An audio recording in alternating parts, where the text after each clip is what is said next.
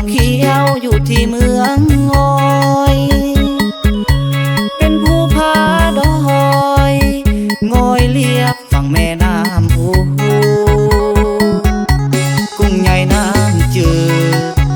คิดว่าหลายคนคงหู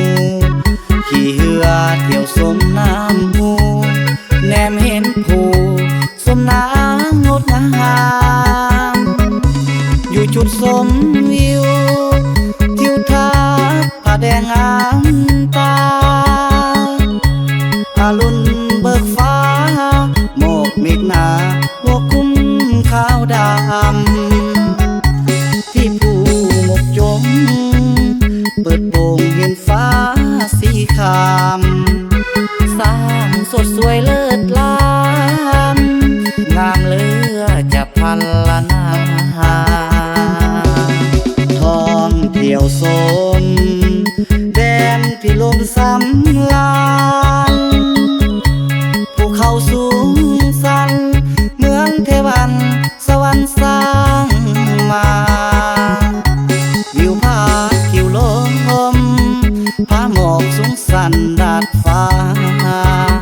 ผาเมื่อยอย่าเมื่อได้มาสุขอุลาได้มาแห่งนี้ปีใหม่สงกรานต์มีทั้งงานบุญสวงแขกใต้ไทยเหนือเมื่อมาสมบนซื่นทุกปีบ่อาจลืมลงคงไปหาอีกทีธรรมศาสตร์แดนนี้สู้ชีวิตบ่ลืมมืองอย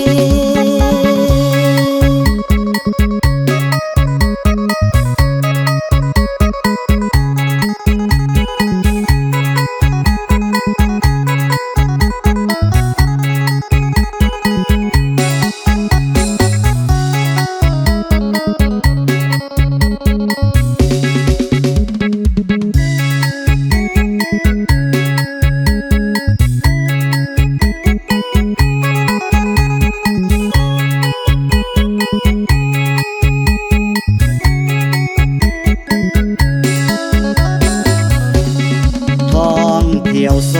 มแดนที่ลมสำลานภูเขาสูงสันเหมือนเทวัน